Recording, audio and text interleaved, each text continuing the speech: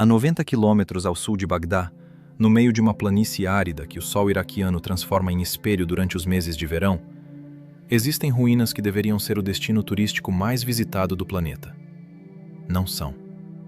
Menos de 5.000 pessoas por ano chegam até lá, e a maioria delas são jornalistas, diplomatas ou pesquisadores com credenciais específicas. Turistas comuns simplesmente não vão, não porque não queiram, mas porque uma combinação de instabilidade política, burocracia impenetrável e uma presença militar que nunca deixou completamente o local depois de 2003 torna a visita praticamente impossível para qualquer pessoa sem conexões específicas. Essas ruínas são Babilônia, a cidade que durante mais de 2.000 anos foi o centro do mundo conhecido, que teve mais de 200.000 habitantes quando Roma era ainda uma aldeia de pastores, que produziu o primeiro código de leis escrito, o primeiro mapa do mundo, os primeiros registros astronômicos sistemáticos, e que guarda debaixo de suas camadas de terra e tijolo algo que arqueólogos sabem que existe e que nenhuma escavação sistemática conseguiu ainda alcançar. O problema não é apenas o acesso. O problema é o que já foi encontrado e o que isso implica sobre o que ainda não foi encontrado. Porque Babilônia é uma das cidades mais parcialmente escavadas do mundo. E o que veio à luz nas escavações que aconteceram, espalhadas entre meados do século XIX e os anos 90 do século XX, com uma série de interrupções forçadas por guerras, colapsos políticos e ocupações militares, já era suficientemente perturbador para justificar atenção muito maior do que recebeu. E o que ficou debaixo da terra, que arqueólogos estimam ser pelo menos 85% do sítio total, é uma questão aberta, que fica cada vez mais urgente à medida que o tempo passa e as condições de preservação se deterioram. Vamos começar com o que se sabe sobre Babilônia, que já é extraordinário por si mesmo, antes de chegar ao que não se sabe. A cidade foi habitada continuamente por aproximadamente 4.000 anos, desde pelo menos 2.800 anos antes de Cristo até o período pós-islâmico medieval. 4.000 anos de ocupação humana ininterrupta sobre o mesmo solo significam 4.000 anos de camadas arqueológicas sobrepostas, cada uma contendo artefatos, estruturas, textos e informações sobre o período que a produziu. A Babilônia que a maioria das pessoas imagina, a cidade de Nabucodonosor com seus jardins suspensos e seu portão de Ishtar azul cobalto, é a Babilônia do século 6 a.C., o período neobabilônico, que representa apenas uma das múltiplas civilizações que ocuparam aquele solo. Abaixo dela, existem camadas correspondentes ao período cassita, ao período paleobabilônico, do rei Hammurabi, ao período acádico, e abaixo de tudo isso, camadas suméricas, que a arqueologia ainda não alcançou de forma sistemática em Babilônia especificamente, embora as tenha alcançado em outros sítios da Mesopotâmia. O arqueólogo alemão Robert Koldewey chegou à Babilônia em 1898 e passou 18 anos escavando o sítio com uma equipe que chegou a 250 trabalhadores nos períodos de maior atividade. Koldewey foi o primeiro a escavar sistematicamente usando técnicas estratigráficas modernas, registrando cada camada em detalhe antes de removê-la. O que ele encontrou transformou nossa compreensão de Babilônia de forma irreversível.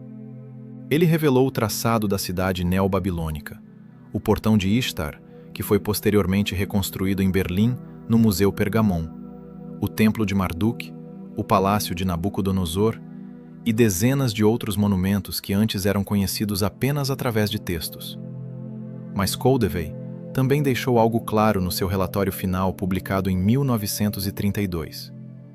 Ele escreveu que as 18 temporadas de escavação haviam sido suficientes apenas para mapear a superfície do problema, que as camadas profundas do sítio, correspondentes aos períodos mais antigos de ocupação, eram virtualmente intocadas, e que o que estava nessas camadas era, com base nos artefatos ocasionais que haviam aflorado, potencialmente mais significativo do que tudo que havia sido encontrado nas camadas superiores. Koldewey não conseguiu ir mais fundo por uma razão muito concreta: o lençol freático. Babilônia foi construída na planície entre o Tigre e o Eufrates, numa região de solo aluvial onde a água subterrânea está a poucos metros da superfície. As camadas mais antigas da cidade estão abaixo do nível do lençol freático atual, o que significa que qualquer escavação que tenta alcançá-las enfrenta imediatamente inundação. Para escavar abaixo do lençol freático, você precisa de bombas, de estruturas de contenção de água, de técnicas de escavação subaquática ou semi-subaquática, que são tecnicamente complexas e extraordinariamente caras. Koldewey não tinha os recursos para isso em 1900. E os arqueólogos que vieram depois dele tampouco tiveram, não porque o problema técnico fosse insolúvel, mas porque os recursos necessários nunca foram mobilizados para um sítio que permaneceu politicamente inacessível durante os momentos em que o financiamento poderia ter sido obtido. Isso cria uma situação que é arqueologicamente única no mundo. As camadas mais antigas de uma das mais importantes cidades da história humana existem fisicamente intactas, fisicamente preservadas pela própria água que impede seu acesso, num estado de conservação que pode ser extraordinário, precisamente porque o ambiente úmido e anaeróbico abaixo do lençol freático preserva materiais orgânicos que a superfície seca destrói em séculos. Papiros, couro, madeira, tecido.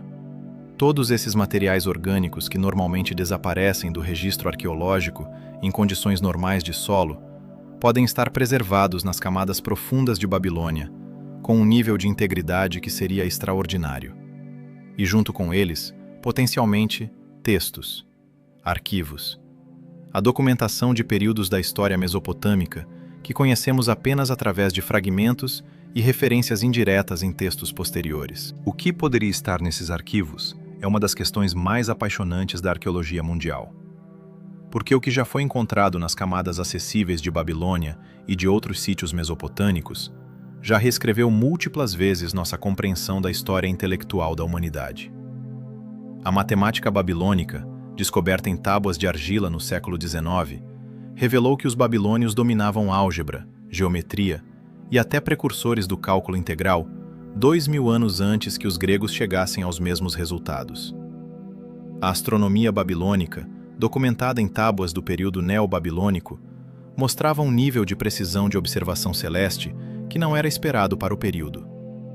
Mas essas tábuas representam o que sobreviveu nas camadas superiores, nas camadas que foram mais expostas à erosão, ao saque, à reutilização de material de construção que caracterizou os 2000 anos após o abandono da cidade.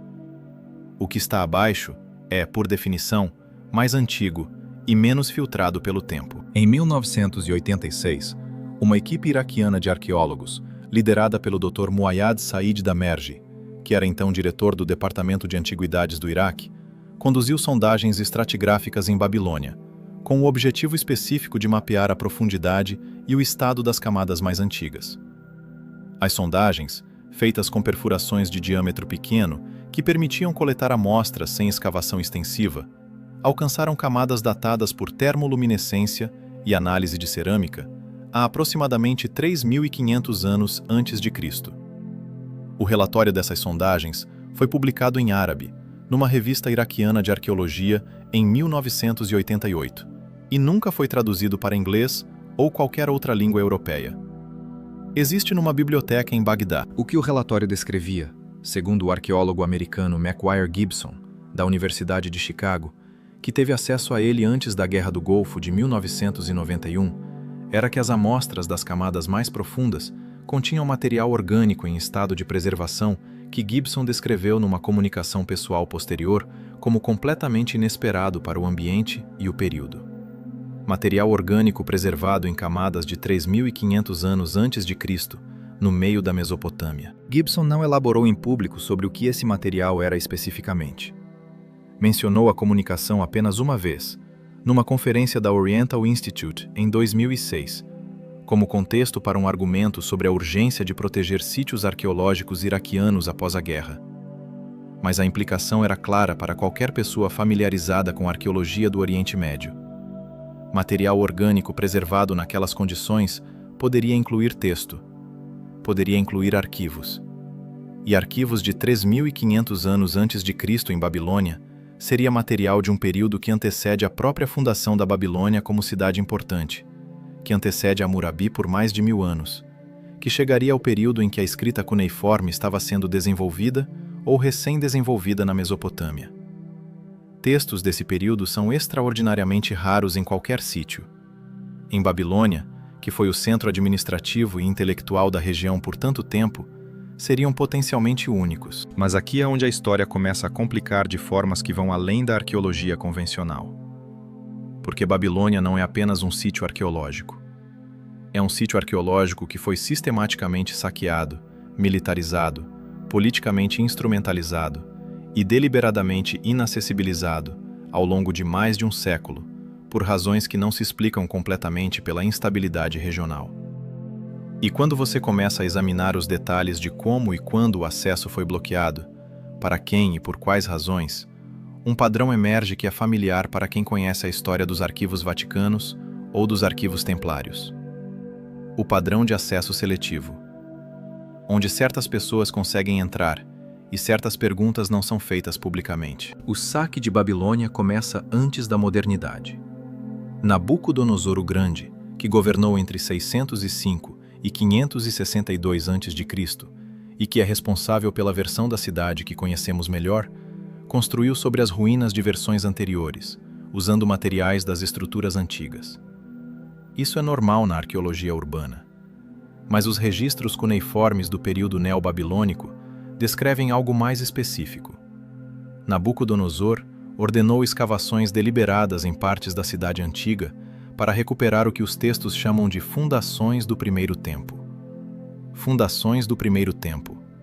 O mesmo tipo de linguagem que os egípcios usavam para Zep-Tepi, para a era anterior à história conhecida. Nabucodonosor não estava apenas construindo sobre o passado. Estava procurando algo específico nesse passado.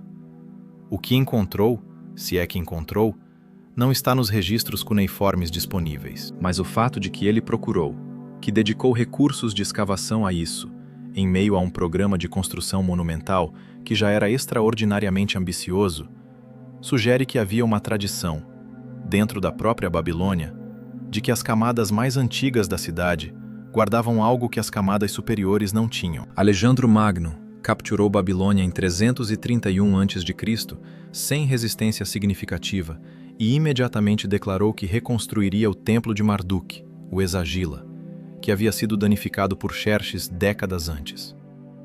Mas antes de qualquer reconstrução, seus historiadores registram que ele ordenou uma investigação sistemática dos fundamentos do templo. A palavra grega usada no relato de Arriano é katakopon, que pode ser traduzida como escavar ou investigar profundamente. Alexandre passou semanas em Babilônia antes de partir para o leste, e os registros sugerem que parte desse tempo foi dedicado a essa investigação. O que encontrou não está registrado por nenhum historiador grego de forma que tenha sobrevivido. Mas existe uma nota marginal no manuscrito do historiador grego Diodoro Sículo, preservado numa cópia medieval no Vaticano e estudado pelo classicista alemão Reinhold Merkelbach, em 1973, que descrevia que Alexandre havia mandado selar determinadas câmaras abaixo do Esagila depois de sua investigação, com ordens para que não fossem abertas. Merkelbach publicou a nota em alemão numa revista de estudos clássicos. Não foi traduzida para inglês. Existe numa biblioteca em Munique. Alexandre morreu em Babilônia em 323 a.C., com 32 anos, de causas que os médicos de sua época não conseguiram identificar satisfatoriamente e que os historiadores modernos debatem até hoje. Envenenamento é a hipótese mais frequentemente citada, mas os sintomas descritos por fontes contemporâneas não se encaixam perfeitamente em nenhum veneno conhecido. Ele morreu na cidade que havia escolhido como capital do seu império, na mesma cidade onde havia ordenado que câmaras subterrâneas fossem seladas. E o que estava nessas câmaras, se as câmaras existiram além da nota marginal de Merkelbach, continua tão lacrado hoje como estava há 2.300 anos. O primeiro europeu a escavar sistematicamente em Babilônia antes de Koldevei foi um diplomata e aventureiro italiano chamado Pietro della Valle, que visitou o sítio em 1616 e removeu tábuas de argila com inscrições cuneiformes que levou de volta para a Europa, onde ficaram em coleções particulares por décadas, sem que ninguém soubesse lê-las. Della Valle reconheceu que as inscrições eram uma forma de escrita, o que por si só era uma observação perspicaz para o período, e descreveu o sítio como um campo de ruínas de extensão extraordinária, com estruturas subterrâneas visíveis em múltiplos pontos. estruturas subterrâneas visíveis que não foram escavadas por Della Valle, porque não era seu objetivo, e porque os moradores locais que ele consultou avisaram que entrar nas estruturas era perigoso, não pelo risco físico de colapso, mas por razões que Della Valle descreveu em seu diário como crenças locais sobre o que habitava abaixo da terra em Babilônia. Crenças locais sobre o que habitava abaixo da terra. Della Valle era um homem culto do século XVII que não dava crédito particular a superstições locais, mas achou a consistência das advertências suficientemente notável para registrá-la. E essa consistência, que aparece em relatos de viajantes europeus ao longo de 2 séculos antes das primeiras escavações sistemáticas, é ela mesma uma informação.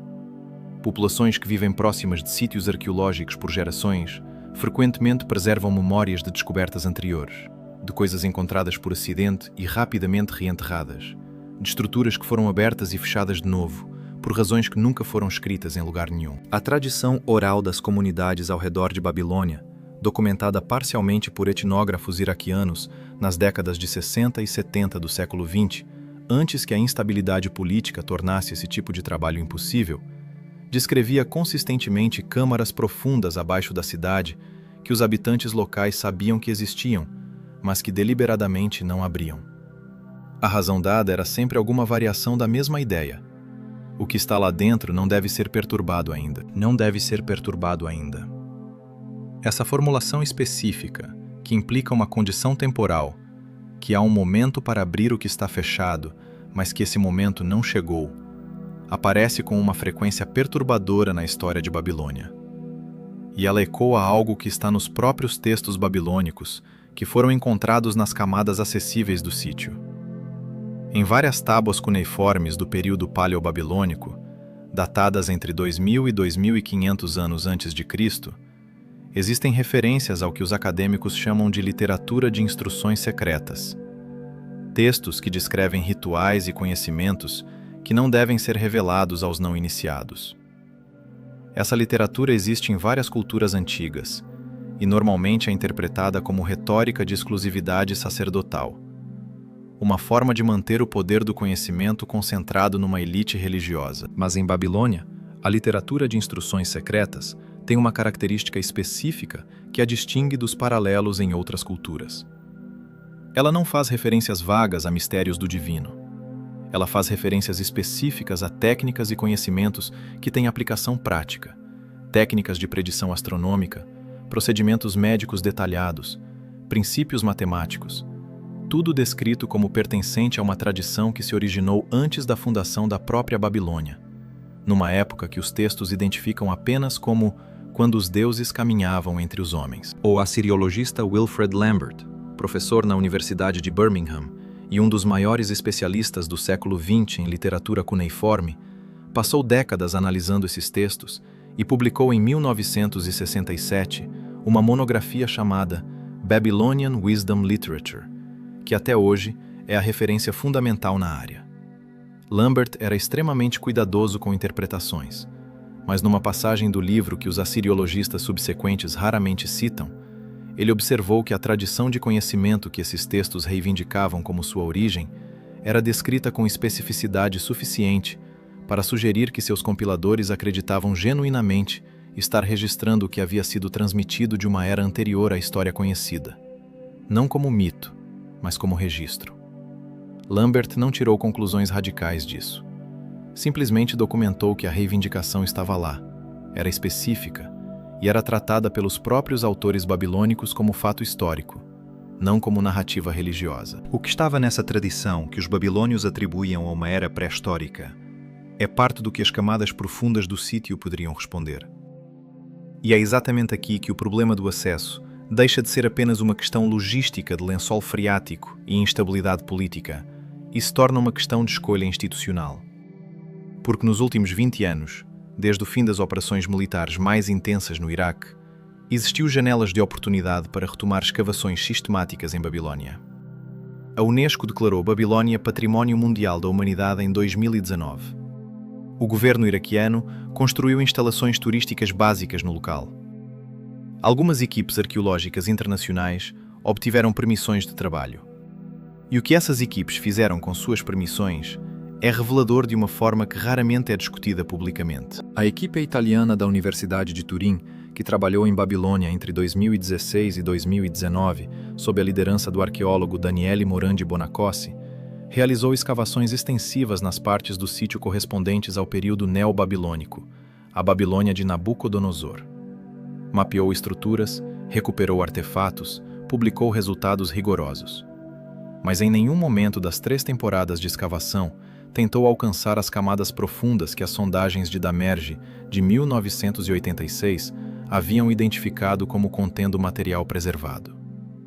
Quando Bonacossi foi perguntado sobre isso numa entrevista em 2018, respondeu que as camadas neobabilônicas ofereciam material suficiente para décadas de pesquisa e que alcançar as camadas mais profundas não estava nos objetivos do projeto.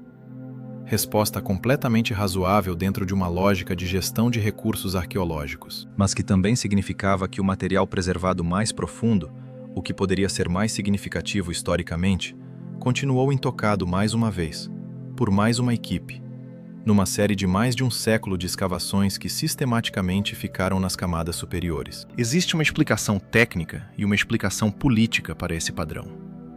A explicação técnica é que alcançar as camadas profundas exigiria infraestrutura de bombeamento e contenção de água que nenhum projeto arqueológico de escala normal consegue financiar.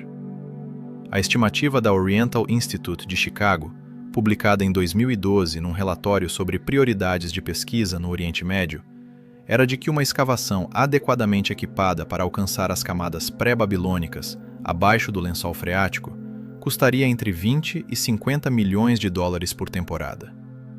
Nenhuma agência de financiamento arqueológico convencional, nem governamental nem privada, financia operações nessa escala para um único sítio. O dinheiro necessário existe no mundo. Simplesmente nunca foi direcionado para a Babilônia de forma adequada, nem por governos, nem por fundações, nem pelas organizações internacionais que se dedicam à preservação do patrimônio cultural. A explicação política é mais complicada e mais perturbadora.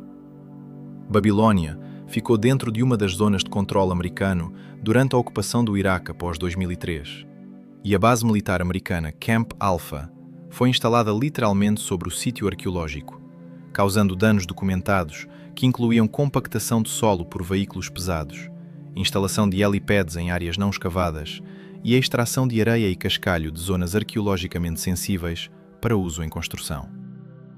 A Unesco documentou esses danos num relatório de 2004, que causou constrangimento diplomático momentâneo e depois foi arquivado. O que é menos documentado é porque a base foi instalada precisamente em Babilônia, de todos os locais disponíveis numa planície com milhares de quilómetros quadrados de espaço.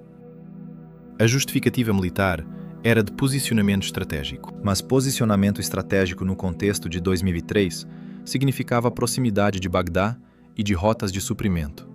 E havia múltiplas localizações que preenchiam esses critérios sem envolver um sítio arqueológico patrimônio mundial. A escolha de Babilônia especificamente não foi necessária.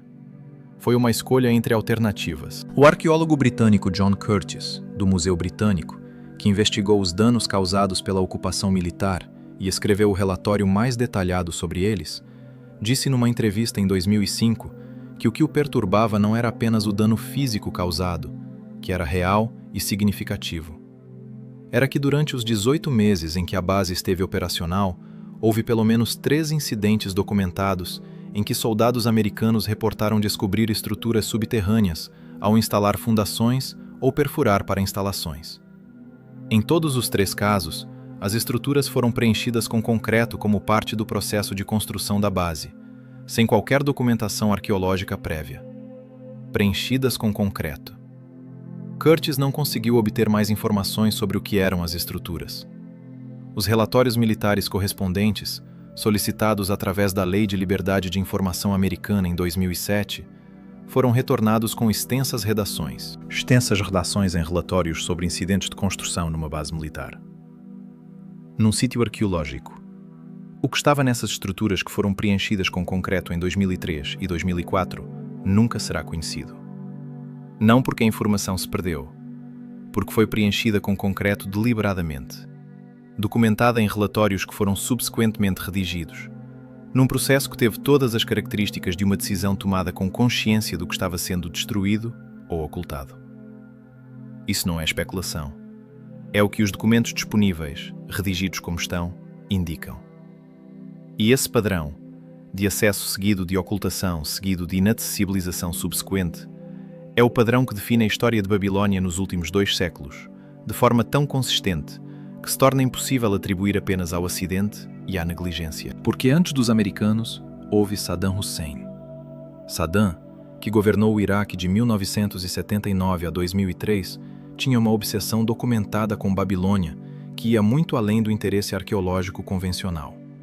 Ele financiou uma reconstrução parcial da cidade antiga que os arqueólogos criticaram amargamente por sua falta de rigor histórico, construindo sobre ruínas originais com tijolos modernos que levavam seu próprio nome gravado, exatamente como Nabucodonosor havia gravado seu nome nos tijolos das suas construções. Saddam se identificava explicitamente com Nabucodonosor em discursos e em arte oficial do regime. Mas além da vanidade política, havia algo mais específico. O Departamento de Antiguidades iraquiano, sob Saddam, conduziu escavações em Babilônia que não foram publicadas. Os relatórios existem nos arquivos do Ministério da Cultura em Bagdá, parcialmente destruídos durante a invasão de 2003, parcialmente recuperados, parcialmente nunca catalogados.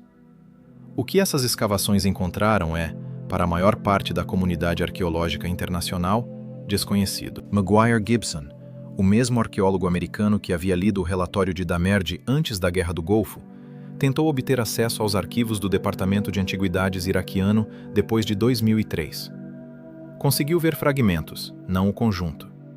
O que viu foi suficiente para ele publicar em 2008 uma nota em que dizia que as escavações iraquianas dos anos 80 em Babilônia haviam sido mais extensas do que qualquer publicação oficial havia sugerido, e que os resultados não publicados incluíam, nas suas palavras, material que teria importância considerável para nossa compreensão dos períodos mais antigos de ocupação do sítio. Material que teria importância considerável. Gibson é um arqueólogo que escolhe suas palavras com precisão. Quando diz importância considerável sobre material arqueológico que não foi publicado e ao qual ele teve acesso apenas parcial, está descrevendo algo que, nas condições normais da arqueologia acadêmica, deveria ter sido publicado imediatamente. Não foi publicado. Os arquivos estão em Bagdá, num estado de organização que a instabilidade política do Iraque pós-2003 tornou ainda mais caótico. E Babilônia continua, em 2024, 90 quilômetros ao sul de Bagdá, com suas camadas mais profundas intactas abaixo do lençol freático, com suas estruturas neobabilônicas parcialmente escavadas nas camadas superiores, com seus arquivos governamentais parcialmente destruídos e parcialmente inacessíveis, e com a promessa de uma cidade que durante 2000 anos foi o centro do mundo conhecido, ainda esperando debaixo da terra árida que o sol iraquiano aquece, sem revelar o que guarda. Mas antes de continuar falando sobre o que está debaixo da terra em Babilônia, é necessário falar sobre o que foi levado de lá e para onde foi. Porque o saque de Babilônia não é uma metáfora. É um processo físico, documentado, que começou no século XIX e que produziu uma dispersão de artefatos e textos cuneiformes por coleções e museus de todo o mundo, numa escala que a maioria das pessoas não conhece e que tem implicações diretas para o que sabemos e o que não sabemos sobre a cidade. Estima-se que entre 400 mil e 600 mil tábuas cuneiformes foram removidas de sítios mesopotâmicos, principalmente do Iraque, entre 1850 e 2000, e distribuídas por coleções em mais de 30 países. De Babilônia especificamente, o número é impossível de quantificar com precisão, porque grande parte da remoção aconteceu antes que sistemas de registro existissem ou em condições em que registros foram deliberadamente evitados. Mas os especialistas estimam que dezenas de milhares de tábuas de origem babilônica estão em coleções que vão do Museu Britânico ao Museu do Louvre, do Museu de Berlim à Universidade de Yale, da coleção Morgan em Nova York a coleções privadas cujo conteúdo nunca foi catalogado publicamente. E aqui está o problema central que essa dispersão cria. Tábuas cuneiformes não são objetos isolados. São documentos que fazem parte de arquivos, de coleções, de séries textuais que só fazem sentido completo quando lidas em conjunto. É como se alguém tivesse entrado numa biblioteca e retirado páginas aleatórias de centenas de livros diferentes e as distribuído por bibliotecas em 30 países, sem nenhum sistema de indexação comum. Você pode ler cada página individualmente. Mas o que cada página significa dentro do livro do qual foi retirada, a narrativa mais longa de que faz parte, permanece inacessível enquanto as páginas estiverem separadas.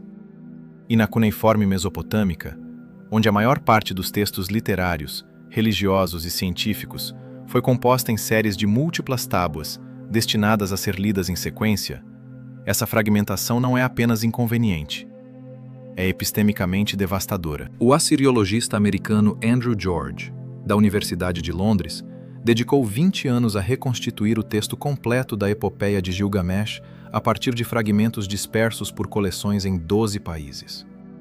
O resultado foi publicado em 1999, numa edição crítica de 2 volumes, que é hoje a referência definitiva.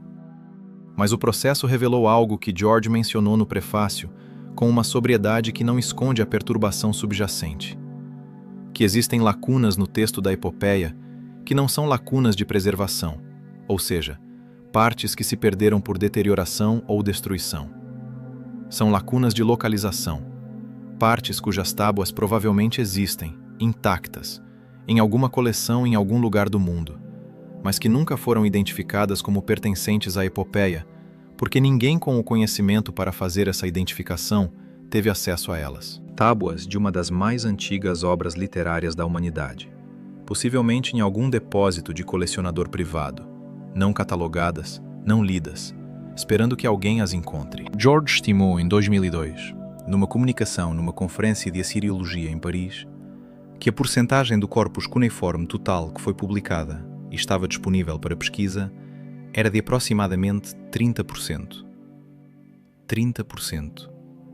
Dos restantes 70%, uma parte estava em coleções institucionais não catalogadas, uma parte em coleções privadas com acesso restrito e uma parte desconhecida havia desaparecido no mercado negro de antiguidades que floresceu especialmente após 2003, quando o Museu Nacional do Iraque foi saqueado e dezenas de milhares de artefatos, incluindo tábuas cuneiformes, entraram no mercado ilícito de arte e nunca foram recuperados. O número exato de peças saqueadas do Museu Nacional do Iraque em abril de 2003, durante os dias em que as forças americanas não garantiram proteção ao edifício, é debatido. Mas estimativas conservadoras falam em 14.000 objetos. Estimativas menos conservadoras chegam a centenas de milhares quando se incluem os sítios arqueológicos saqueados em todo o país nas semanas seguintes, com Babilônia entre eles. O que foi levado de Babilônia em 2003 e nos anos seguintes, durante o período de instabilidade que se prolongou por mais de uma década, é parcialmente documentado por trabalhos de campo de arqueólogos que conseguiram acesso ao sítio em diferentes momentos e registraram buracos de saque, pontos onde escavações clandestinas haviam removido material sem nenhum registro. John Russell, conselheiro cultural do Comando Central Americano, de 2003 a 2005, e arqueólogo com décadas de experiência no Iraque, documentou em 2008 mais de 400 poços de saque em Babilônia, correspondentes ao período pós-invasão.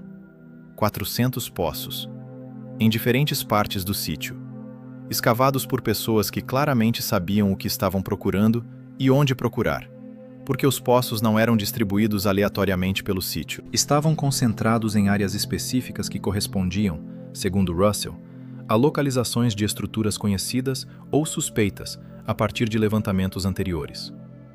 Alguém com conhecimento dos levantamentos estava direcionando as escavações clandestinas.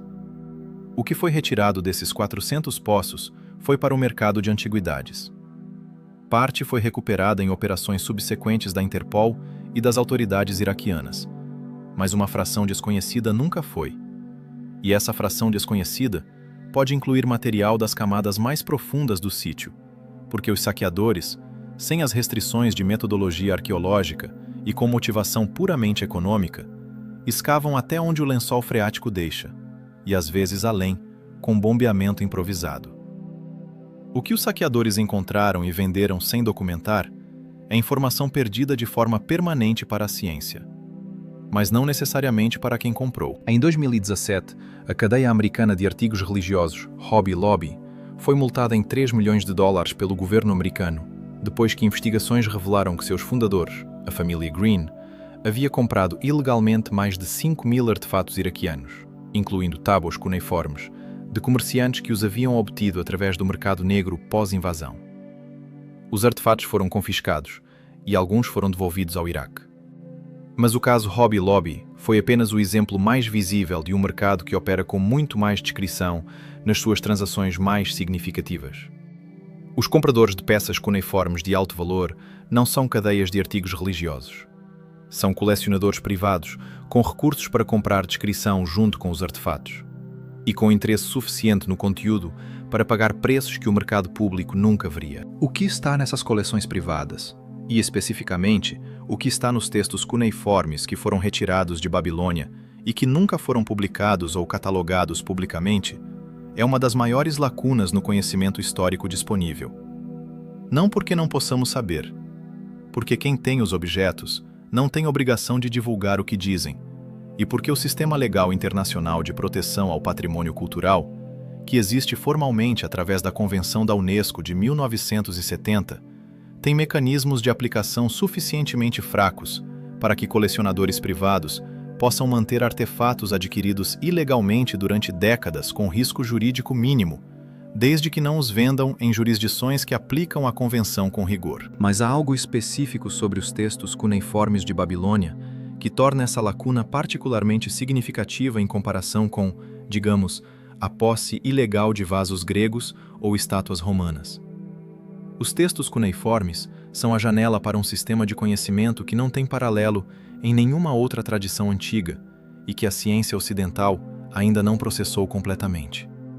A matemática babilônica que foi descoberta no século XIX, em tábuas de argila do Museu Britânico, revelou que o Teorema de Pitágoras era conhecido na Mesopotâmia 1000 anos antes de Pitágoras. A astronomia babilônica, que foi decifrada ao longo do século XX, revelou que os babilônios haviam desenvolvido métodos de cálculo de posições planetárias que eram essencialmente os mesmos que os métodos do cálculo diferencial que Newton e Leibniz reinventaram no século XVII. O historiador da ciência Mathieu Ossendriver, da Universidade Humboldt de Berlim, publicou essa descoberta em 2016 no periódico Science, e ela causou a mesma reação que outras grandes descobertas sobre Babilônia causaram. Espanto inicial, cobertura jornalística por alguns dias, e depois absorção silenciosa pelo corpus do que sabemos, sem que as implicações mais radicais fossem verdadeiramente processadas. Porque as implicações são radicais. Se os babilônios de 600 anos antes de Cristo estavam usando métodos de cálculo equivalentes ao cálculo diferencial, isso significa que a progressão linear da história da matemática, que vai da geometria grega ao cálculo newtoniano, como desenvolvimento contínuo e cumulativo ao longo de 2000 anos, é falsa. A matemática não se desenvolveu linearmente. Desenvolveu-se em picos e vales, com conhecimentos atingindo níveis extraordinários em determinados contextos, e sendo perdidos quando esses contextos desapareceram, às vezes para ser redescobertos séculos depois. E se isso é verdade para a matemática, cuja história material em tábuas de argila é relativamente rastreável, pode ser verdade para outras formas de conhecimento, cujo suporte material é menos durável ou menos legível para quem não é especialista. O que o conhecimento astronômico e matemático babilônico nas tábuas disponíveis sugere sobre o conhecimento que poderia existir nas tábuas ainda não publicadas ou nas camadas ainda não escavadas é uma questão que os especialistas discutem com cautela, mas que a matemática do problema torna inevitável. Se 30% do corpus publicado já revelou coisas que contradizem a narrativa convencional da história da ciência, o que está nos 70% não publicados?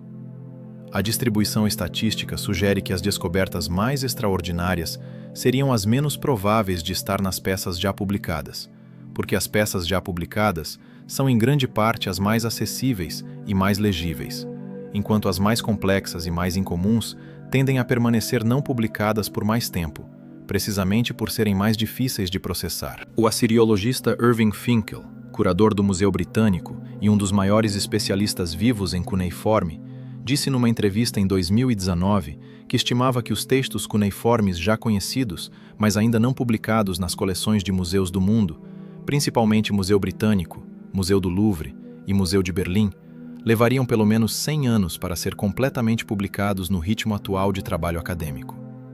100 anos. Para o material já em coleções institucionais, catalogado, acessível a pesquisadores. Não um material em coleções privadas, não um material saqueado, não um material ainda na terra em Babilônia. Apenas o que está em gavetas de museus, aguardando que alguém com o conhecimento e o tempo para lê-lo o faça. Finkel é uma das figuras mais fascinantes da assiriologia contemporânea, não apenas por seu conhecimento técnico, mas por sua disposição de discutir publicamente o que os textos cuneiformes revelam, de forma que outros especialistas frequentemente evitam. Em 2014, ele publicou um livro chamado The Ark Before Noah, no qual demonstrou, a partir de uma tábua cuneiforme de uma coleção privada que havia passado décadas não catalogada, que existia uma versão babilônica da narrativa da Arca de Noé que antecedia o relato bíblico por séculos e que especificava que a arca deveria ser redonda, não retangular como o texto bíblico descreve. Uma tábua numa coleção privada, durante décadas, contendo uma versão de uma das histórias mais importantes da tradição religiosa ocidental, que contradiz detalhes centrais da versão conhecida, ficando não publicada por décadas, simplesmente porque estava numa coleção privada e ninguém a havia lido. Quantas tábuas equivalentes existem em coleções privadas ao redor do mundo, com conteúdo que reescreve histórias que pensamos conhecer? A resposta honesta é que ninguém sabe. E ninguém pode saber, porque o inventário das coleções privadas não é público. E esse não é o problema mais urgente de Babilônia em 2024, mas é o problema que mais claramente ilustra o mecanismo pelo qual o conhecimento sobre a cidade mais importante do mundo antigo permanece fragmentado, disperso e parcialmente inacessível, por razões que têm mais a ver com estruturas de propriedade e poder do que com limitações técnicas. O problema mais urgente em 2024 é o que está acontecendo com o sítio, enquanto o debate sobre acesso e publicação continua. Porque Babilônia está se deteriorando. O desenvolvimento agrícola ao redor do sítio nas últimas 3 décadas alterou o padrão de irrigação da planície, o que, por sua vez, alterou o nível do lençol freático, de formas que os arqueólogos não conseguem prever completamente. A Unesco publicou em 2022 um relatório de avaliação do estado de conservação do sítio, que usou a palavra crítico em relação a certas estruturas neobabilônicas que estavam experimentando deterioração acelerada por salinização.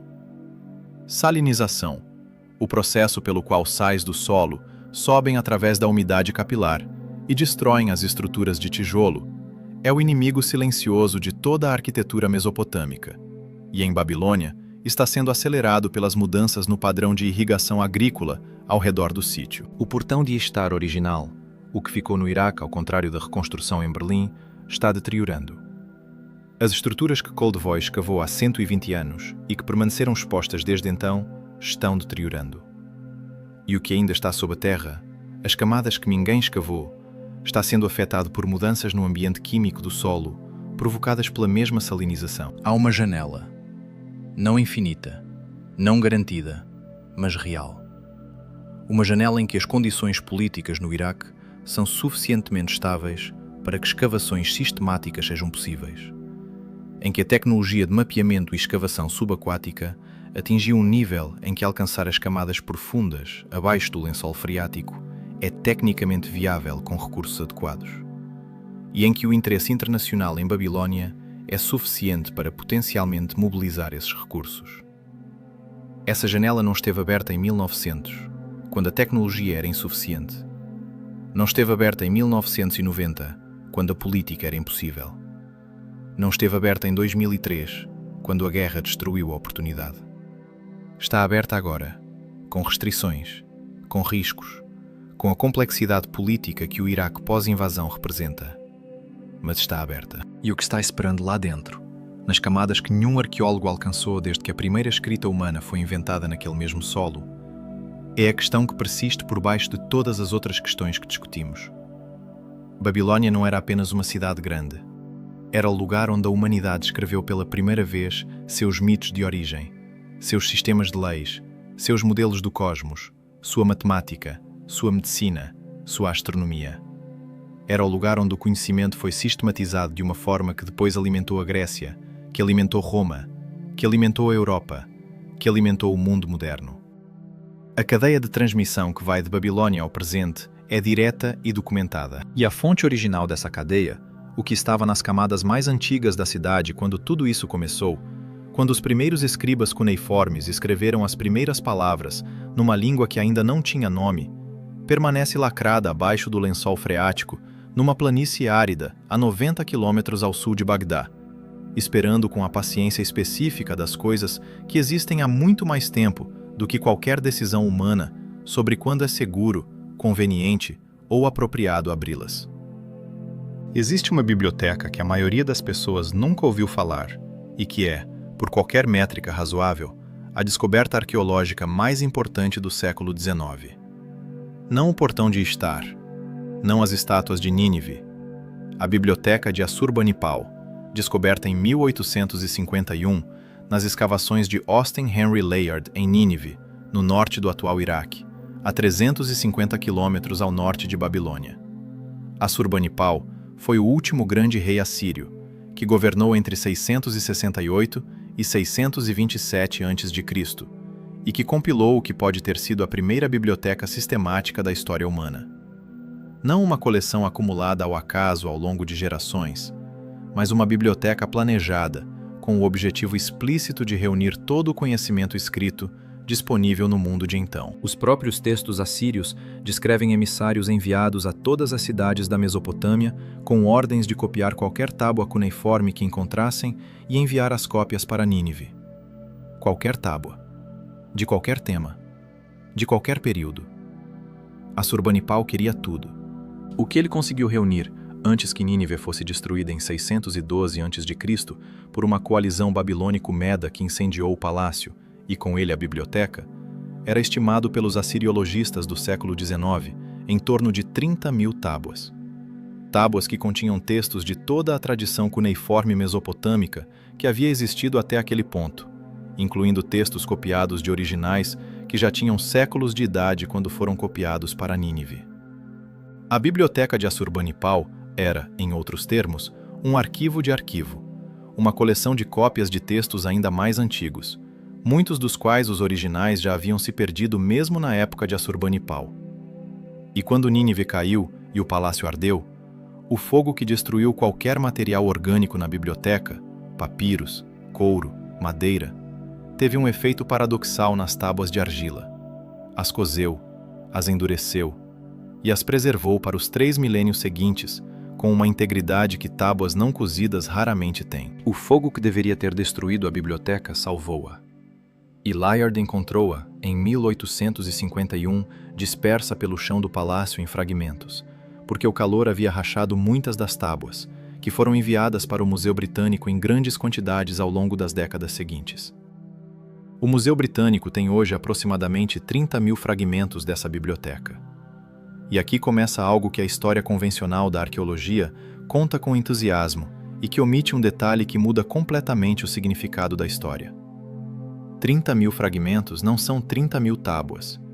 São fragmentos de um número indeterminado de tábuas, muitas das quais estão incompletas porque os fragmentos correspondentes não foram encontrados, ou foram encontrados, mas não foram identificados como pertencendo à mesma tábua, ou foram encontrados por saqueadores antes de Layard e não estão no Museu Britânico. A reconstituição das tábuas da Biblioteca de Assurbanipal é um projeto que o Museu Britânico leva a sério e que produziu resultados notáveis, incluindo a reconstituição da Epopeia de Gilgamesh, que George completou em 1999.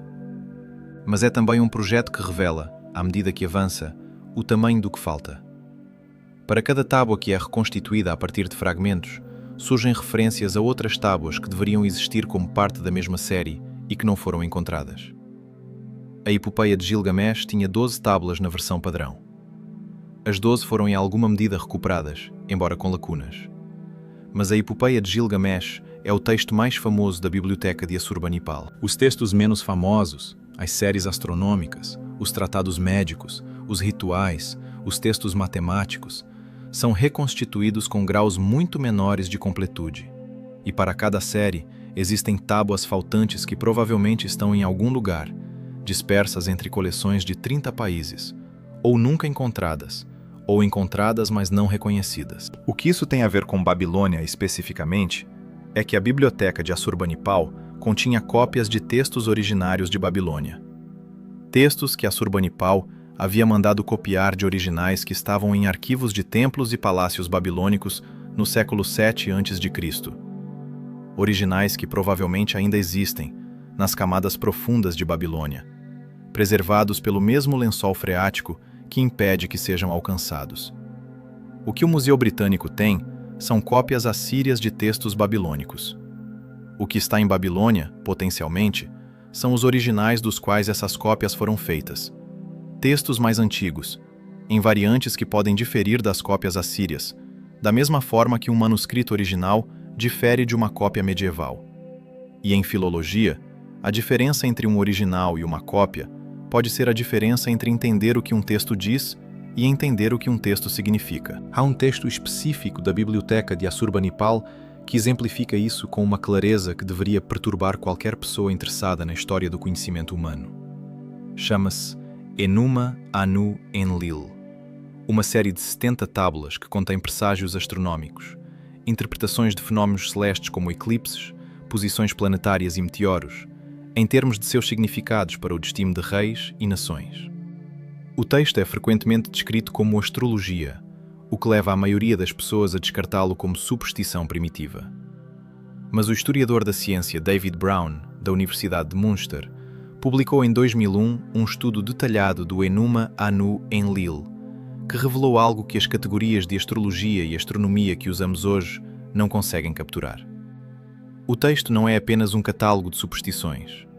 É um sistema de observação celeste sistemática, com métodos de registro e interpretação que pressupõem séculos de observação acumulada anterior. Para que os presságios do Enuma Anu Enlil sejam internamente consistentes da forma que são, o sistema de observação que o produziu deve ter estado em operação por pelo menos 400 anos antes que o texto fosse compilado na forma que conhecemos. 400 anos de observação astronômica sistemática antes do texto que conhecemos.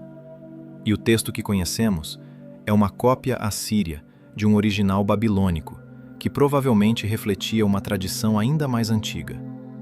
Brown calculou que, recuando as camadas de transmissão, a tradição de observação astronômica sistemática que está na base do Enuma Anu Enlil remonta a pelo menos 2000 anos antes de Cristo, possivelmente mais.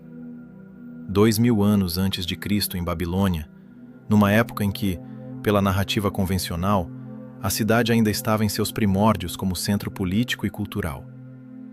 Como uma tradição de 4 séculos de observação sistemática existia nesse ponto? De onde veio? Quem a iniciou? E onde estão os registros do seu início?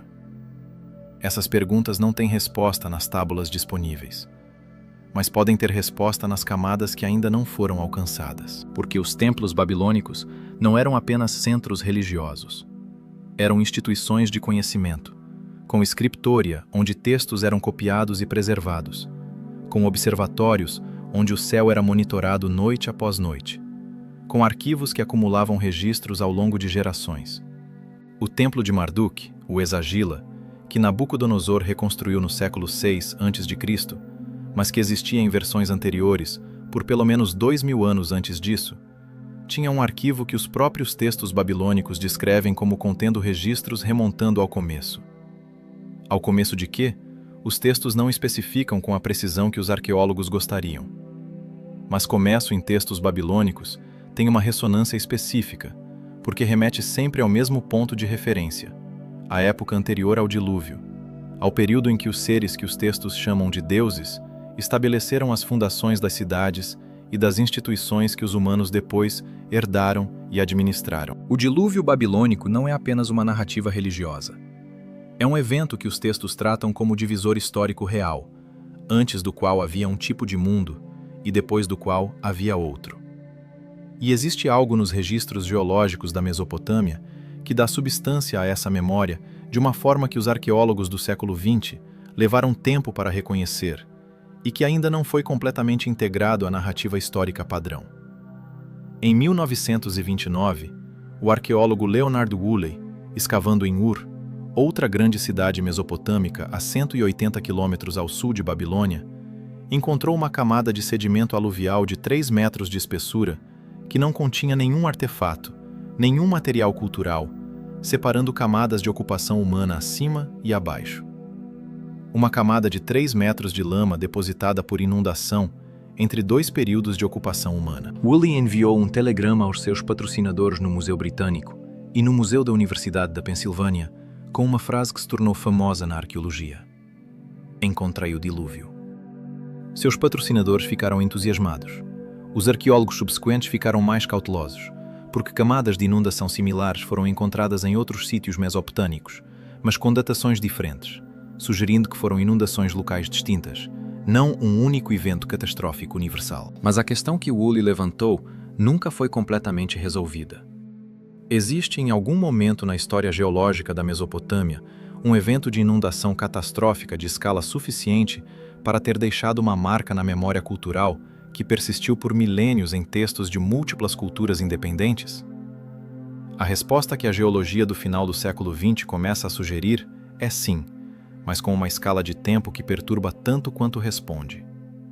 O geólogo William Ryan e o oceanógrafo Walter Pittman publicaram em 1998 um livro chamado Noah's Flood, que argumentava, baseado em dados de perfurações no fundo do Mar Negro, que por volta de 5.600 a.C., o nível do mar Mediterrâneo era suficientemente alto para que uma ruptura no Estreito do Bósforo causasse o enchimento catastrófico do que então era um lago de água doce, transformando-o num mar de água salgada em poucas décadas. O volume de água que entrou na bacia do Mar Negro nesse processo foi enorme, e as populações que viviam às margens do que era então um lago foram forçadas a migrar em todas as direções, incluindo para o sul, em direção à Mesopotâmia. Ryan e Pittman não argumentavam que esse era o dilúvio bíblico. Argumentavam que era um evento catastrófico, de escala suficiente para se tornar memória cultural fundante em múltiplas populações. E o timing é sugestivo de uma forma que a ciência processou com cuidado. 5.600 a.C. é aproximadamente o período em que a arqueologia detecta uma aceleração súbita no desenvolvimento cultural na Mesopotâmia, com o aparecimento relativamente rápido de agricultura irrigada em grande escala, de organização urbana, de escrita. Uma aceleração que os arqueólogos atribuem a desenvolvimentos internos, mas que Ryan e Pittman sugerem pode ter sido alimentada por um influxo de populações de outros lugares, carregando conhecimentos e técnicas de culturas que foram destruídas pelo evento catastrófico do Mar Negro. Populações trazendo conhecimento de culturas destruídas. Isso é o que os textos babilônicos descrevem quando falam do período posterior ao dilúvio. Os Apkallu, os sábios, os 7 sábios que os textos dizem ter ensinado à humanidade as artes da civilização após o dilúvio, são descritos como trazendo conhecimento de uma era anterior, não desenvolvendo conhecimento novo, transmitindo o que havia sido preservado de algo que existia antes. E a questão de o que foi preservado, em que forma, em que suporte e onde esse suporte pode estar hoje, conecta diretamente a tudo o que discutimos sobre Babilônia, sobre as camadas profundas, sobre o lençol freático, sobre os arquivos de templo que os textos descrevem, mas que as escavações nunca alcançaram. Existe um pesquisador que passou 30 anos tentando mapear o que os textos babilônicos dizem sobre seus próprios arquivos, ou seja, sobre o que eles mesmos afirmavam estar guardado em lugares específicos. Seu nome é Andrew George, o mesmo que reconstituiu a Epopeia de Gilgamesh, e além desse trabalho de filologia literária, ele conduziu uma pesquisa menos conhecida sobre o que os textos babilônicos chamam de Nikassu Shaumani, que pode ser traduzido aproximadamente como Registros dos Mestres, ou Acervo dos Especialistas. Referências a esse corpus aparecem em tábulas de múltiplos períodos e de múltiplas instituições, sempre tratado como algo distinto dos textos comuns, acessível apenas a certas categorias de sacerdotes e escribas especializados, e sempre descrito como antigo, de uma forma que implica que mesmo os escribas que o mencionavam não tinham acesso direto a ele, mas sabiam de sua existência por tradição oral ou por menções em textos intermediários. George publicou uma análise dessas referências em 2003, num artigo no periódico Iraq, que é a principal publicação de arqueologia mesopotâmica em inglês. E o que ele encontrou foi consistente o suficiente para ser tratado como significativo. As referências ao Nikassu Shaumani, em textos de diferentes períodos e diferentes cidades mesopotâmicas, apontavam para o mesmo local de guarda. Não para uma localização geográfica precisa que pudesse ser escavada, para o Templo de Marduk, em Babilônia. O Arquivo dos Mestres, o que quer que fosse, era descrito nos textos como estando em Babilônia, no Exagila, no templo que está abaixo do lençol freático, nas camadas que nenhuma escavação alcançou. George não tirou conclusões dramáticas disso. Documentou o padrão nas referências e observou que a verificação arqueológica estava além do que era tecnicamente possível no momento da publicação. O artigo foi publicado em 2003, o ano em que a base militar americana Camp Alpha foi instalada sobre o sítio arqueológico de Babilônia. Isso pode ser coincidência. O universo está cheio de coincidências, e atribuir significado a todas elas é uma forma de loucura. Mas quando você alinha os fatos disponíveis sem interpretação, o quadro que emerge tem uma geometria específica que é difícil de ignorar. Um arquivo descrito em múltiplos textos antigos, como contendo conhecimento de origem pré-histórica, localizado num templo cujas camadas profundas estão abaixo do lençol freático, num sítio onde escavações sistemáticas foram interrompidas repetidamente ao longo de um século por guerras, ocupações e instabilidade política, onde escavações clandestinas explodiram exatamente no período em que a instabilidade era máxima, onde uma base militar foi instalada precisamente sobre o sítio, causando danos documentados, com estruturas subterrâneas preenchidas com concreto e relatórios subsequentemente redigidos. Onde os arqueólogos que obtiveram permissão para trabalhar nas décadas seguintes sistematicamente ficaram nas camadas superiores sem tentar alcançar as camadas profundas. E onde o debate sobre o que está lá embaixo permanece, em 2024, tão aberto e tão não resolvido quanto estava quando Koldevoj escreveu seu relatório final em 1932. A geometria desse quadro não prova nada, mas sugere uma pergunta que é mais simples e mais direta do que todas as perguntas específicas que discutimos. A pergunta é esta: se não houvesse nada extraordinário abaixo do lençol freático em Babilônia, o que custaria verificar isso? A tecnologia existe. O financiamento poderia ser mobilizado. A janela política, embora estreita, existe. O que falta não é capacidade. O que falta é vontade. E quando a vontade de verificar uma hipótese está consistentemente ausente em pessoas e instituições que teriam os recursos para fazê-lo, em qualquer outro contexto da ciência ou da política, essa ausência de vontade seria tratada como informação sobre o que essas pessoas e instituições esperam encontrar. Não como prova, como informação.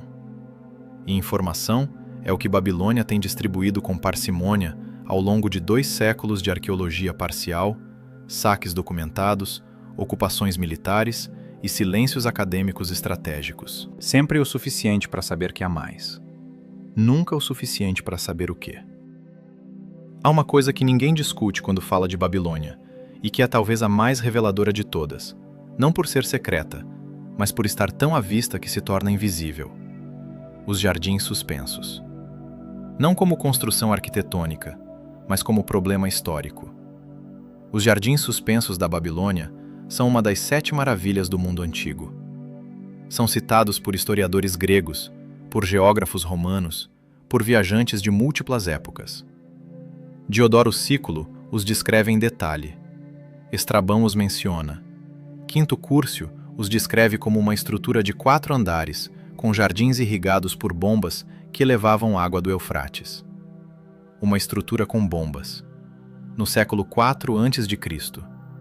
E, no entanto, depois de mais de 120 anos de escavações sistemáticas em Babilônia, nenhum arqueólogo jamais encontrou os jardins suspensos. Nenhuma fundação, nenhum sistema de irrigação, Nenhum vestígio arquitetônico que possa ser identificado com segurança, como os jardins que os textos antigos descrevem com tanta especificidade. A explicação oficial da arqueologia para essa ausência é que os jardins podem ter sido destruídos completamente por inundações do Eufrates, que o rio mudou de curso várias vezes ao longo dos milénios, e que estruturas na margem do rio seriam as mais vulneráveis à destruição. Esta é uma explicação razoável que nenhum arqueólogo pode refutar definitivamente. Mas existe uma arqueóloga britânica chamada Stephanie Daly, da Universidade de Oxford, que passou 20 anos desenvolvendo uma hipótese alternativa, que é ao mesmo tempo mais mundana e mais perturbadora do que a explicação convencional. Daly argumenta, numa monografia publicada em 2013 pela Oxford University Press, chamada The Mystery of the Hanging Garden of Babylon, que os jardins suspensos nunca estiveram em Babilônia, que estavam em Nínive. Que os textos assírios descrevem uma estrutura em Nínive que corresponde exatamente às descrições dos jardins suspensos, e que a confusão entre Nínive e Babilônia nas fontes gregas é o resultado de um processo de condensação mítica, pelo qual os gregos atribuíram à cidade mais famosa, Babilônia, as maravilhas que estavam distribuídas pela Mesopotâmia. Se Daly está certa, e ela apresenta evidências filológicas e arqueológicas que a maioria dos especialistas considera convincentes, isso significa que uma das 7 maravilhas do mundo antigo nunca existiu onde todo mundo pensava que existia. Que a imagem de Babilônia, que a cultura ocidental construiu ao longo de 2 milênios, está parcialmente baseada numa confusão geográfica que os próprios gregos cometeram. E que o mapa mental que os arqueólogos usaram para orientar as escavações em Babilônia foi construído sobre uma premissa que pode estar incorreta. Se os jardins nunca estiveram lá, o que mais a narrativa convencional sobre Babilônia localizou incorretamente? O que mais foi procurado no lugar errado ou não procurado porque o modelo dizia que estava em outro lugar? Daly não é uma figura marginal. É professora da Universidade de Oxford, com décadas de publicações em assiriologia. Quando ela diz que uma das 7 maravilhas do mundo pode estar no lugar errado da nossa imaginação coletiva, e apresenta evidências para isso, e a resposta da academia é um debate respeitoso, mas sem resolução, isso é revelador de algo sobre como a história de Babilônia resiste à fixação definitiva. Cada vez que um aspecto parece estabelecido, algo aparece que o problematiza. Cada vez que o quadro parece completo, uma peça que não estava prevista muda a forma do todo. Mas vamos falar de algo ainda mais concreto e ainda mais recente. Porque a história de Babilônia não terminou em 2003, com a invasão americana. Continuou, de formas que a cobertura jornalística não acompanhou com a atenção que mereciam. Em 2014, quando o Estado Islâmico tomou grandes extensões do território iraquiano, Mossul caiu, Nínive caiu, e uma série de sítios arqueológicos no norte do Iraque foram destruídos ou ameaçados. As imagens de militantes do ISIS quebrando estátuas no Museu de Mossul circularam pelo mundo. O que circulou menos foi o que estava acontecendo simultaneamente em Babilônia, que estava fora da zona de controle do ISIS, mas que experimentou nos anos de 2014 a 2017 uma onda de saque que arqueólogos subsequentes descreveram como a mais intensa desde 2003. A atenção do mundo estava em Mossul. Os saqueadores estavam em Babilônia. A arqueóloga iraquiana Abdulhamir Hamdani, que trabalhou durante anos no Departamento de Antiguidades do Iraque e que depois de 2003 emigrou para os Estados Unidos, onde se tornou pesquisadora associada da Universidade de Stony Brook, em Nova York, documentou o que aconteceu em Babilônia durante esses anos com uma meticulosidade que resulta de décadas de conhecimento do sítio. Em 2017, ela publicou um relatório, baseado em imagens de satélite comerciais comparadas com mapeamentos anteriores do sítio, que mostrava a extensão do dano. Não centenas de poços de saque, como Russell havia documentado em 2008. Milhares. Hamdani contou mais de 2.300 pontos de perturbação do solo, visíveis nas imagens de satélite de 2017, em comparação com imagens de 2012. 2.300 pontos em 5 anos. Em algumas áreas do sítio, a densidade de poços de saque era tal que o solo havia sido revirando, de forma que se tornava impossível recuperar o contexto estratigráfico, a informação sobre de qual camada veio cada objeto, sem a qual um artefato arqueológico perde a maior parte do seu valor histórico. Contexto estratigráfico é a informação mais preciosa e mais frágil na arqueologia. Um artefato sem contexto é um objeto belo ou interessante, mas que não pode ser lido como evidência histórica, porque não sabemos de qual época veio, com que outros objetos estava associado, em que estrutura estava depositado. É como encontrar uma página de um livro sem saber de qual livro vem, de qual capítulo, em qual sequência de narrativa. Os saqueadores que operaram em Babilônia entre 2014 e 2017 destruíram contexto estratigráfico em escala que representa perdas de informação histórica irrecuperáveis. Não objetos perdidos, porque muitos dos objetos retirados provavelmente existem em coleções privadas em algum lugar. Mas a informação que aqueles objetos carregavam sobre o seu contexto original, sobre o que estavam junto, sobre a camada e o período de que faziam parte, essa informação foi destruída para sempre, no momento em que a pá do saqueador perturbou o solo sem registro. E aqui está algo que raramente é discutido sobre o saque de sítios arqueológicos em zonas de conflito. Algo que os debates públicos sobre patrimônio cultural e restituição de artefatos geralmente não incluem.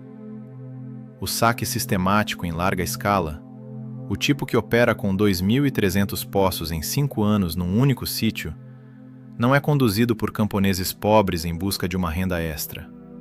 Esse volume de operação requer organização, requer equipamento, requer canais de venda estabelecidos, requer compradores com recursos para absorver material em quantidade. Requer, em outros termos, uma rede. E redes de saque arqueológico de escala internacional foram documentadas por investigações da Interpol, do FBI e de autoridades italianas ao longo das últimas 3 décadas, com conexões que vão de operadores de campo no Iraque a intermediários em Beirute, Amman e Dubai, a negociantes em Londres, Genebra e Nova York, a colecionadores finais cujos nomes raramente chegam a processos judiciais, porque as camadas de intermediação são suficientes para isolá-los da origem ilícita do material. O caso Giacomo Medici, investigado pelas autoridades italianas e americanas ao longo dos anos 90 e 2000, é o exemplo mais documentado desse tipo de rede. Medici era um intermediário italiano que operava entre saqueadores de sítios arqueológicos italianos e museus americanos de prestígio, incluindo o Metropolitan Museum de Nova York e o Getty Museum de Los Angeles. Quando seu armazém em Genebra foi revistado em 1995, as autoridades encontraram mais de 4.000 fotografias de artefatos, muitos em estado de acabamento de saída do solo, antes de qualquer limpeza ou restauração, com anotações que incluíam nomes de compradores finais que eram curadores e diretores de alguns dos museus mais importantes do mundo. O caso resultou em condenação de Medici em 2004 e em acordos de restituição que o Getty e o Metropolitan fizeram com a Itália anos depois. Mas o que o caso revelou, além dos acordos específicos, era a existência de um mercado sofisticado, profissional e altamente capitalizado para artefatos arqueológicos de origem ilícita, com compradores que tinham conhecimento específico suficiente para saber o que estavam comprando e recursos suficientes para pagar preços que excluíam qualquer comprador casual. Esse mercado, que estava documentado para artefatos italianos, existe igualmente para artefatos mesopotâmicos, incluindo artefatos de Babilônia. A diferença é que o mercado de artefatos iraquianos é significativamente menos documentado, porque as investigações que produziram o caso Medici aconteceram em países com sistemas judiciais funcionais e com vontade política de investigar museus de prestígio. As investigações equivalentes para artefatos iraquianos enfrentam obstáculos que o caso italiano não tinha: a instabilidade do Iraque, que torna difícil estabelecer proveniência e cadeia de custódia, a fragmentação do sistema legal internacional sobre patrimônio cultural adquirido durante conflitos armados, e o fato de que os compradores finais de artefatos cuneiformes raramente são museus públicos, cujas aquisições são em princípio auditáveis, mas colecionadores privados, cujas coleções não são. O que está nessas coleções é o que a arqueologia de Babilônia poderia parcialmente responder se existisse um sistema de catalogação e publicação obrigatória de artefatos cuneiformes em mãos privadas. Esse sistema não existe. A Unesco discute mecanismos de transparência há décadas. O mercado de arte resiste, com o argumento da privacidade e do direito de propriedade. E enquanto o debate continua, tábulas que poderiam reescrever a história do conhecimento humano estão em cofres e armários de colecionadores que talvez nem saibam ler cuneiforme, compradas por valor estético ou por valor de status, guardadas com o cuidado que o preço pago justifica, mas sem o acesso público que o conteúdo exigiria. Há algo que precisa ser dito sobre a natureza específica do conhecimento que os textos babilônicos contêm, e porque esse conhecimento tem um valor que vai além do histórico. Um valor que pode explicar, em parte, porque certos tipos de compradores pagam preços extraordinários por material cuneiforme específico. Os textos babilônicos de medicina, os textos astronómicos, os textos matemáticos que foram publicados e analisados nos últimos 2 séculos revelaram consistentemente que o conhecimento que contêm é mais sofisticado do que o período em que foi produzido permitiria esperar. A matemática que Ossendriver identificou em 2016 como equivalente ao cálculo diferencial, a medicina do papiro de Ebers, que Kandri rastreou a fontes babilônicas anteriores, a astronomia que permitia calcular eclipses com precisão, que só foi igualada na Europa no século XVII. Em cada caso, o padrão é o mesmo. Conhecimento técnico avançado, transmitido através de um sistema de transmissão que preservou a substância, mas frequentemente perdeu o contexto, o raciocínio, a teoria subjacente que explica por que os métodos funcionam. É como ter os resultados de uma série de experimentos sem ter os experimentos em si. Os textos babilônicos dizem o que, com frequência de forma muito precisa. Raramente dizem o porquê, de uma forma que satisfaça o pensamento científico moderno. E isso é consistente com o que os próprios textos dizem sobre sua origem, que estão transmitindo conhecimento de uma era anterior, que os métodos foram estabelecidos antes e são aplicados agora, que a teoria original não é parte do que está sendo transmitido, porque a teoria original está em algum outro lugar, num outro arquivo, num corpus mais antigo, ao qual o escriba que copiou o texto não tem acesso direto, mas ao qual a tradição oral aponta como existente. O corpus mais antigo ao qual os textos babilônicos apontam. Que os textos babilônicos dizem estar em Babilônia, no templo de Marduk, nas camadas fundacionais que Nabucodonosor mandou escavar procurando as fundações do primeiro templo, nas câmaras que Alexandre mandou selar após sua investigação, nas estruturas que os moradores locais que receberam Della Valle em 1616 descreveram como algo que não deve ser perturbado ainda. Nas camadas abaixo do lençol freático que Koldevey, em 1900, não tinha tecnologia para alcançar, que Damergy, em 1986, identificou como contendo material orgânico preservado de forma completamente inesperada, que a equipe de Turim, em 2018, escolheu não tentar alcançar, e que os 400 poços de saque de 2003 e os 2.300 de 2017 aproximaram sem que ninguém saiba o que encontraram. Em 2022, o governo iraquiano anunciou um programa de parceria com 3 universidades internacionais para desenvolver um plano de escavação de longo prazo em Babilônia, com financiamento previsto do Banco Mundial e de fundações culturais do Golfo Pérsico. O anúncio foi recebido com entusiasmo moderado pela comunidade arqueológica internacional. Os detalhes do plano, especificamente quais áreas do sítio seriam priorizadas e com quais métodos, foram descritos em termos suficientemente vagos para não permitir avaliação do que seria efetivamente tentado. Em 2024, o programa está em fase de planejamento preliminar. Nenhuma temporada de escavação sob esse programa foi concluída. O cronograma previsto para início de escavações foi adiado pelo menos 2 vezes por razões que os comunicados oficiais descrevem como logísticas. Logísticas. Sempre logísticas. Sempre um problema técnico, uma questão de financiamento, uma complexidade política, uma dificuldade de permissão que está sendo resolvida, uma temporada que vai começar no próximo ano. Babilônia existe há 4.000 anos. Esperou por Koldevey, esperou por Damergy, esperou pelos saqueadores de 2003, esperou pelos saqueadores de 2014, esperou pela equipe de Turim, está esperando pelo programa de 2022, que começa no próximo ano, e que, quando começar, vai priorizar as camadas neobabilônicas que já foram parcialmente escavadas antes, pelas mesmas razões técnicas e orçamentárias que sempre justificaram ficar nas camadas superiores. E as camadas profundas, onde o lençol freático preservou o que 4.000 anos de superfície destruiriam, continuam esperando, com a indiferença específica do que não sabe que está sendo esperado e que não precisa de ninguém para continuar existindo. O tempo não é problema para o que está abaixo do lençol freático. Problema é para nós, que continuamos sem saber o que está lá e que acumulamos cada vez mais razões para suspeitar que o que está lá importa de uma forma que as categorias disponíveis para descrever importância histórica talvez não sejam suficientes para conter.